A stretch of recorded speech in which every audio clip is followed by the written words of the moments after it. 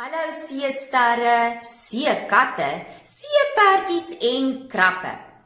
Ek is juffrou Liesel. Ek hoop dit gaan sommer baie goed met julle. Weet julle, daar is 2 maatjies wat vandag by my kom kuier het. Ek wonder wie kan dit wees? Hallo maatjies, my naam is Nakkie die Nar. Hallo Nakkie, dit is so lekker dat jy vandag by ons kuier. Vertel bietjie vir die maatjies, wie is jy? Ek is 'n nar. Wat doen 'n nar? Hy laat mense lag.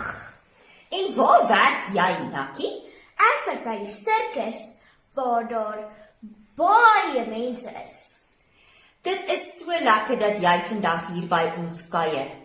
Maar daar is nog 'n spesiale maatjie wat vir julle wil hallo sê. Hallo maatjies, ek is Arabella akrobaat. Hallo Arabella, dis lekker dat jy ook vandag by ons kuier. Nou Arabella, werk jy ook in die sirkus? Ja, ek doen.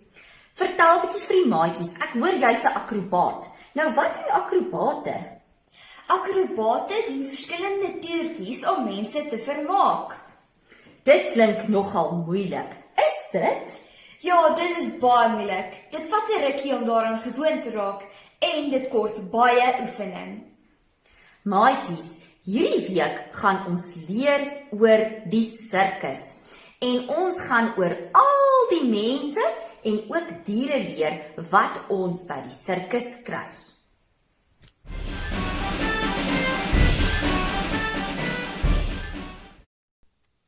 'n Sirkus is 'n soort konsert. Daar is baie verskillende kunstenaars wat toertjies doen om mense te vermaak. Gewoonlik reis 'n sirkusgeselskap van een dorp na 'n ander. Daarom hou hulle vertonings in 'n tent. Dit kan maklik weer opgeslaan word op 'n ander plek. Die sitplekke vir die mense is aan die kant en die arena vir die kunstenaars is dan in die middel.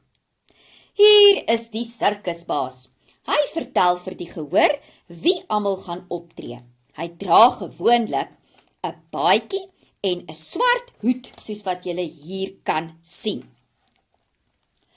Elke sirkus het 'n hanswors of 'n nar.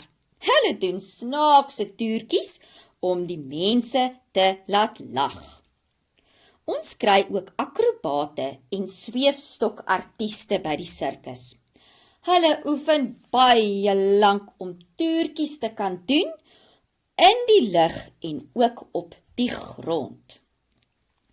Daar is ook baie diere in die sirkus. Dieretemmers moet werk met die diere om hulle te leer om toertjies te doen. Vroegere jare was daar baie groot diere in die sirkus, soos byvoorbeeld olifante.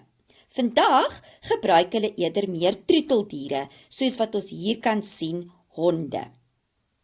Kulkunstenaars werk ook dikwels in 'n sirkus. Hulle vermaak mense deur toorkuns en ander toertjies. Natuurlik kan ons ook lekker eetgoed en aandenkings koop om die sirkus te kan onthou.